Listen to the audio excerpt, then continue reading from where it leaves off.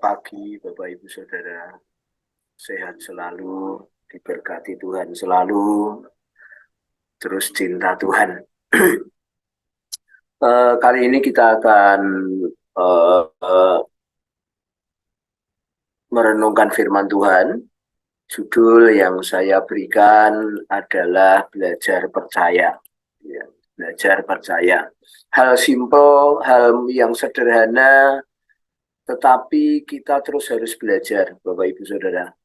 Ya, hal simpel, sederhana, tetapi kita harus terus belajar.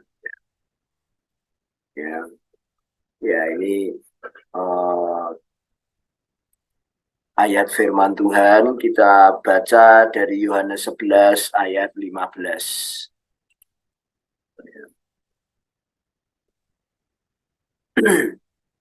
Ya, demikian firman Tuhan, tetapi syukurlah aku tidak hadir pada waktu itu.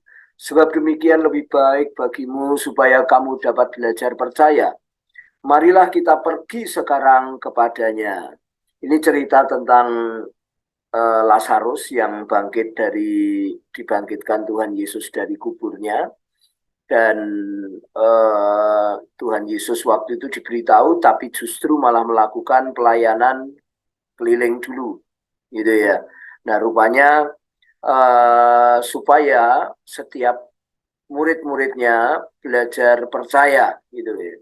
Supaya setiap murid-muridnya itu belajar percaya, termasuk kita, Bapak Ibu Saudara, termasuk kita belajar untuk percaya. Nah, saya selalu mengingatkan kepada kita semua dan terutama kepada diri saya, saudara-saudaraku, bahwa yang namanya percaya itu adalah mengakui atau yakin bahwa sesuatu benar atau nyata, gitu ya. Mungkin bagi bagi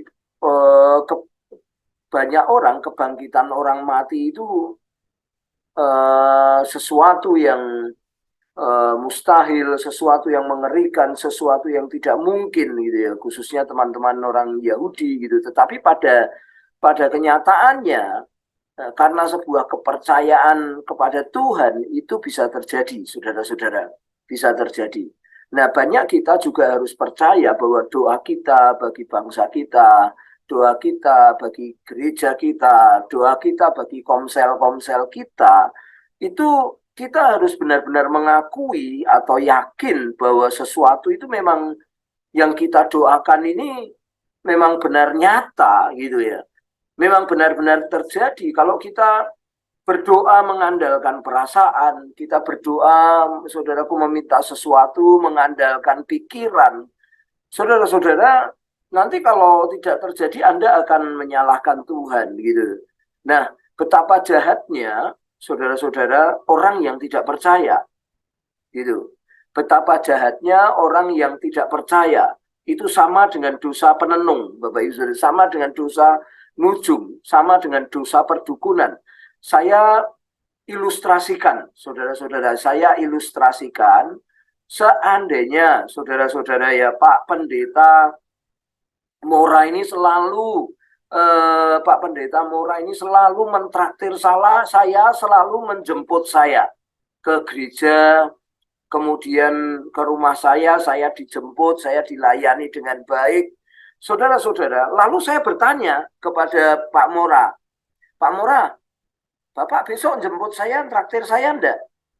Saudara-saudara, mungkin Pak Mora bisa sakit hati dengan pertanyaan saya itu.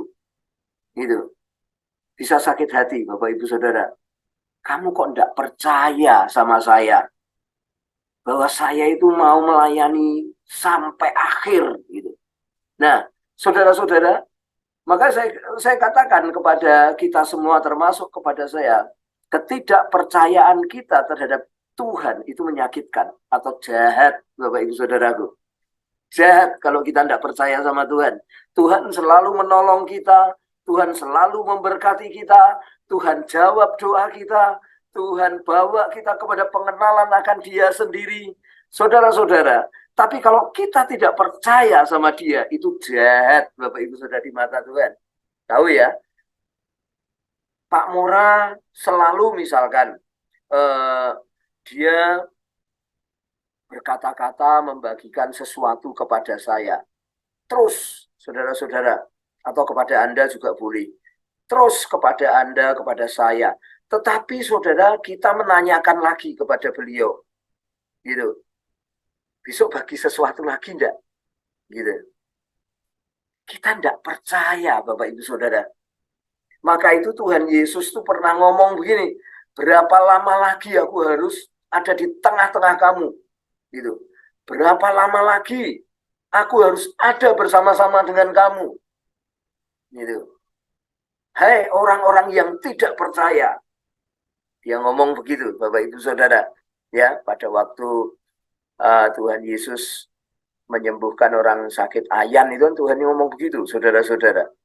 Ya, karena ketidakpercayaan kepada Tuhan itu sama dengan dosa penenung, itu jahat, Bapak Ibu Saudara.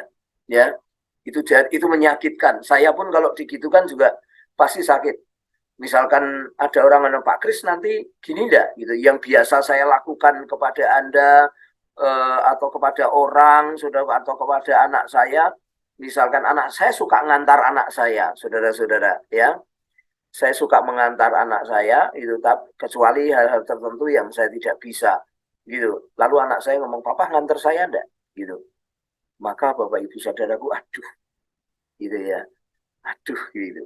Itulah, saudaraku, ketidakpercayaan kepada Tuhan itu dosa, itu menyakitkan. Oleh karena itu, saudara-saudara harus sadar, mengakui, yakin bahwa sesuatu itu benar dan terjadi. Ya, langkah dan proses untuk percaya, saudara-saudaraku. Nah, Yesus itu mengatakan demikian. Tetapi syukurlah aku tidak hadir pada waktu itu. Bukan berarti, saudaraku, Tuhan tidak di mana-mana. Yang dimaksud tetap bergantung kepada Tuhan, kepada Yesus. Atau, saudara-saudaraku, sama seperti Amsal mengatakan, Amsal 3 ayat 5 dan 6, percayalah kepadaku, jangan bersandar kepada pengertianmu sendiri. Akuilah aku dalam siap laku, maka aku akan meluruskan jalanmu. Ya, ayat jaminan bimbingan Tuhan itu, saudara-saudara ya.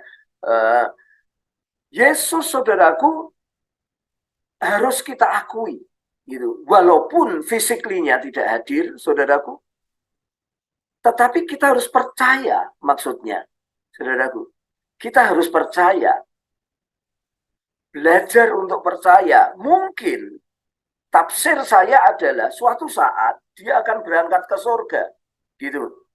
Dan dia harus percaya, muridnya harus percaya kepada Tuhan bahwa dia akan menyertakan Roh Kudusnya, dia akan menyertakan pengenalan akan dianya kepada murid-muridnya, saudara-saudaraku. Dan ini yang diinginkan Tuhan, saudara-saudaraku. Jadi Yesus berkata, tetapi syukurlah aku tidak hadir pada waktu itu, gitu. Ya, saudara-saudaraku, karena Yesus sedang melatih murid-muridnya, Yesus sedang menolong murid-muridnya untuk dia berganti cara hidup. Dari cara hidup berpandangan apa yang benar pada pikirannya, berganti kepada kepercayaan kepada Tuhan, saudara-saudaraku. Yang kedua, belajar percaya. Tuhan Yesus ngomong, sebab demikian lebih baik bagimu, supaya kamu dapat belajar percaya. Saudaraku, percaya itu tidak serta-merta. Saudaraku, percaya itu tidak serta-merta. Percaya itu harus belajar bertahap, Bapak Ibu Saudaraku. Ya, Anda, saudaraku, karena banyak teladan percaya kepada mungkin angkutan umum, maka Anda tidak pernah curiga negatif terhadap angkutan umum atau motor Anda, karena sudah menjadi kebiasaan belajar. Anda tidak pernah curiga motor Anda nanti akan meledak, gitu, atau motor Anda akan ngadat, gitu, saudaraku. Ya, percaya itu belajar dari waktu ke waktu, mempercayai ayat, ya, mempercayai, oh ya, kalau aku berdoa pasti Tuhan jawab. Oh ya, kalau aku berdoa untuk bangsa ini pasti sesuatu terjadi. Oh ya, kalau aku meminta sesuatu, belajar terus percaya, Bapak Ibu Saudara. Belajar terus, pasti terjadi, pasti nyata, pasti benar. Belajar percaya. Dari waktu ke waktu, saudara-saudaraku, dari masalah ke masalah, belajar percaya. Tuhan selalu baik bagi kita. Tuhan selalu beserta kita. Tuhan selalu membuka jalan bagi kita. Tuhan selalu berpihak kepada kita. Tuhan selalu menjawab kita. Belajar percaya, Bapak Ibu Saudara. Dari waktu ke waktu belajar untuk percaya. Kemudian yang ketiga, terakhir, Tuhan menyatakan buah kepercayaan. Beliau berkata, marilah kita pergi sekarang kepadanya. Terus ayat 11, ayat 25 sampai 26 mengatakan, saudara-saudara, ya, akulah kebangkitan dan hidup. Barang siapa percaya kepadaku, ia akan hidup walaupun ia sudah mati. Dan setiap orang yang hidup, yang percaya kepadaku tidak akan mati selama-lamanya. Percayakah engkau akan hal ini? Dia menyatakan kuasanya kepada orang-orang di situ. Dia menangis, Bapak Ibu Saudaraku. Saya kalau baca ini saya terharu. Ya, saya terharu bagaimana cintanya Tuhan kepada kita. Sayangnya Tuhan kepada kita, maka itu kita jahat kalau kita tidak percaya sama Dia, Bapak Ibu Saudaraku. Kita curiga doa kita tidak dijawab, ya.